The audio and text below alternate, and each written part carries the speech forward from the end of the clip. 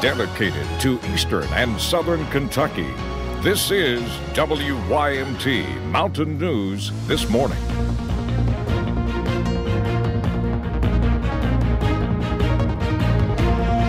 Good morning. It is 5:29 on this Friday Eve. I'm Will Puckett. Thank you for tuning into Mountain News This Morning. It's a cold start to your Thursday, and that's the bad news. But the good news is we're supposed to go up from here. If you walk out your door, you might see a little layer of snow on your car. I was happy, but it's not enough really to affect that much. Might be just a little slick on bridges and overpasses. Brandon will have a better breakdown, so let's bring him in on the fold. And Brandon, bitter cold this morning. It is, my friend. Thankfully, the wind has started to calm down some, so we're seeing less wind chill. But regardless, the air temperatures are frigid this morning, and especially in areas where there's no cloud cover. And as you mentioned, some light snow overnight could leave some slick spots on the roads in those higher elevations and on those bridges and overpasses. Let's go to the cameras this morning here at 5:30. Good morning to you. Hopefully, if you're getting up and getting going, you'll get that hot cup of coffee or tea because you're going to need it this morning. Buffalo Mountain looking pretty quiet this morning, but again, it's cold across the region, so layers will be your friend if you have to travel this morning. Lots of school closings and delays there at the bottom of your screen and on WYMT.com. Also on the WYMT weather app, or excuse me, on the WYMT app, you can sign up for closings. All right, we're looking at the I-64 camera. Not a whole lot going on there this morning, but you look where the clouds are and where the clouds aren't. That's going to make a difference here. You see a little bit of that overnight light snow coming through the region in the southern counties. Look at the temperatures. That's going to tell the tale here once we get past live pinpoint Doppler radar. Nothing to scan there, so we'll move on to temperatures. Look at the difference.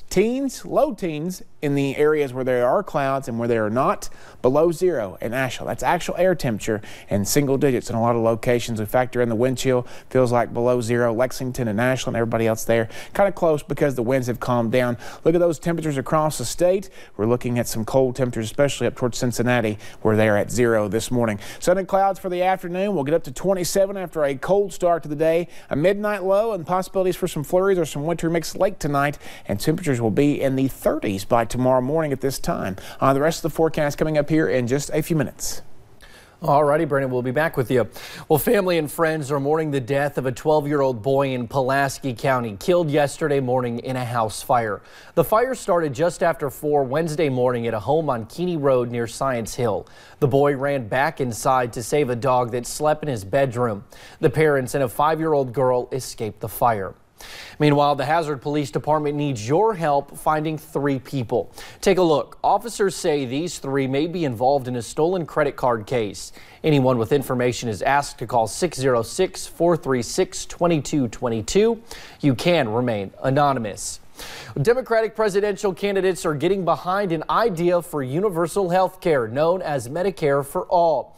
But do people really know what that means? Dr. Sanjay Gupta explains. I actually feel very strongly about this, is that we need to have Medicare for all. It could be Medicare for all. That's what Medicare for all is all about. But what exactly is Medicare for all about? Depends who you ask.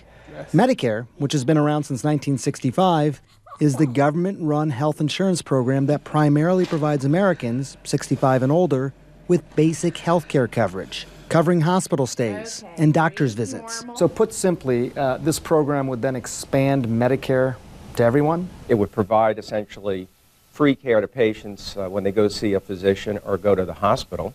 Kenneth Thorpe is not a politician.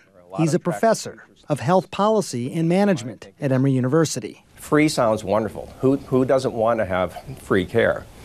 But the reality is, in order to finance this, people are going to have to pay more in taxes. Health care in America must be a right, not a privilege. Bernie Sanders introduced the Medicare for All bill in 2017.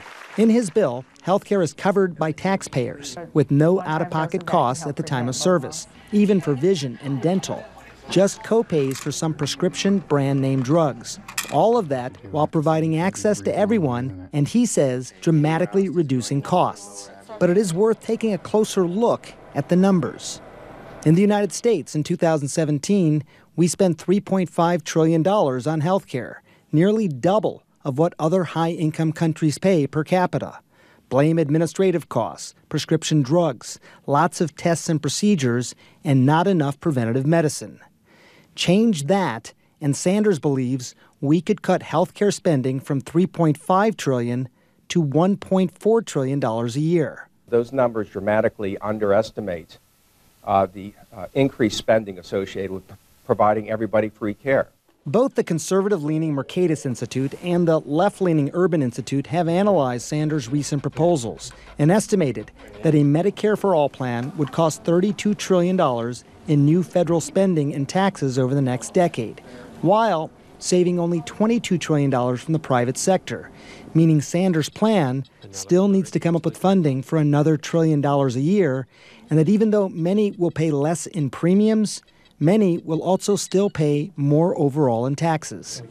It's something billionaires Michael Bloomberg and Howard Schultz, who would be most affected by those tax hikes, have railed against. What the Democrats are proposing is something that is as false as the wall, and that is free health care for all, which the country cannot afford. I think it may have been Milton Friedman that said, if you want to really understand how expensive something is, make it free. Does that apply here? Oh, absolutely, because what sounds free has got to be paid for. Now, Washington Democratic Representative Pramila Jayapal says she plans to introduce her Medicare for All bill sometime during the second week of February. Attorney General Andy Beshear wants money from opioid lawsuits to go towards a drug prevention fund. He talked yesterday in Frankfurt about his support of a bill that would do just that. He also said he also wants to see a bill that would crack down on what he calls rogue rehab centers, those that do not actually help people addicted to drugs. Beshear has filed more than a half-dozen lawsuits against drug companies and distributors, accusing them of not doing enough to make sure opioids are used correctly. Meanwhile, Governor Bevin has hired a husband and wife to get the foster care crisis under control. Chris and Alesia Johnson are charged with lowering the number of Kentucky's kids in the state's foster care system. Right now, there are about 9,700 kids in foster care in Kentucky. That number has continued to climb recently. The Johnsons have fostered about 40 children through the years. They moved from Florida to help the Commonwealth's foster kids and families. And if we don't do everything in our power to solve this problem now, foster care is one of those issues that if we don't do what is best for our kids, it's going to affect every part of our society. Now, coming up in our 6:30 half-hour, Miranda Combs sits down with the Johnsons to hear their plan to solve the foster care crisis. Meanwhile, the debate continues in West Virginia about a controversial educational omnibus bill working its way through the state Senate. Senators spent more than 9 hours discussing the bill, which is unpopular with the state's educators Wednesday. No votes have been cast just yet. Debate is expected to resume later this morning. Governor Jim Justice has said he will veto the bill if it comes to his desk as is. And the Community Care Outreach Ministry in Bell County recently took account of people and families in the area going through homelessness. WYMT's Hannah Reynolds tells us why that count is important and what it could mean when it comes to future findings. Sorry. I tell them. I mean, I appreciate everything you all do for me. The Community Care Outreach Ministry in Pineville and Middlesboro say the K-count typically only involves numbers reported from homeless shelters, not counting anywhere else in the community people may be calling home. Some of us got together and decided we would just volunteer and do the street count to get a more accurate number. Lisa Evans says misconceptions about what homelessness looks like is an issue they face.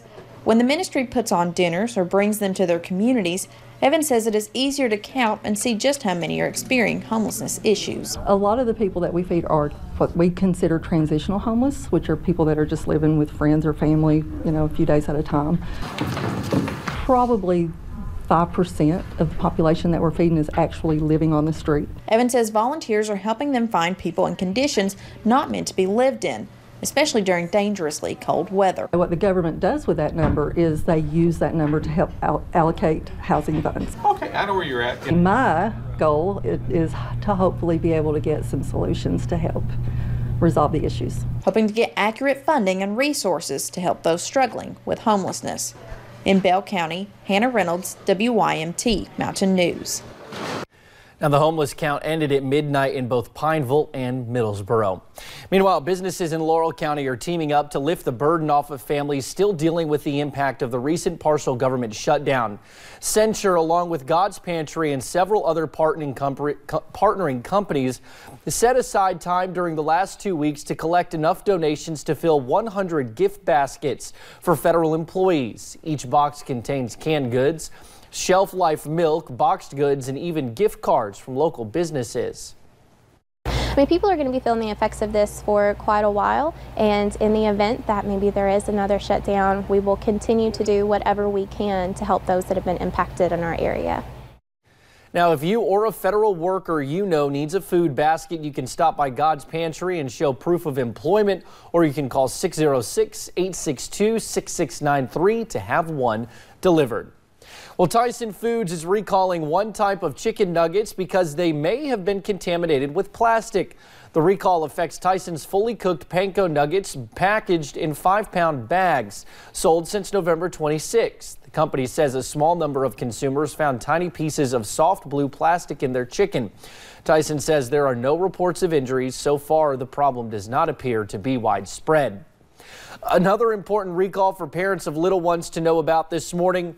Tri-Pharma has expanded its voluntary recall of infants' ibuprofen oral suspensions drops. It's all over concerns that the concentration of ibuprofen in some of the lots is too high, as much as 10% above the specified limit. The affected brands include CVS, Health, and Equate, which is sold at Walmart. In local news, a seating area in the East Kentucky Expo Center Arena has a new name. Section 111 is dedicated to Pikeville police officer Scottie Hamilton. Hamilton was killed in the line of duty last year. These areas inside of the expo are usually spaces for advertisement.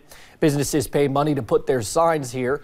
However, Assistant GM Larry Miller says Officer Scottie Hamilton paid the ultimate price. Really, it's just an honor to put that sign up to recognize some of the things he actually did.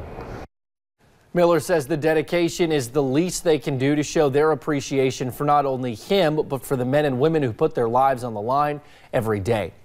Well, Jenny Wiley Theater faced a tough road last year. The financial setback caused management to make cuts and even lay off employees. The theater helps the Big Sandy region stand apart. Talent from all across the United States has helped build up productions throughout the years. And now to help steer the theater into better times, they hired a New Yorker, Robin Irwin. I was a Broadway gal. I did a big hit called Titanic, and we won 5 Tony Awards, and it was grand.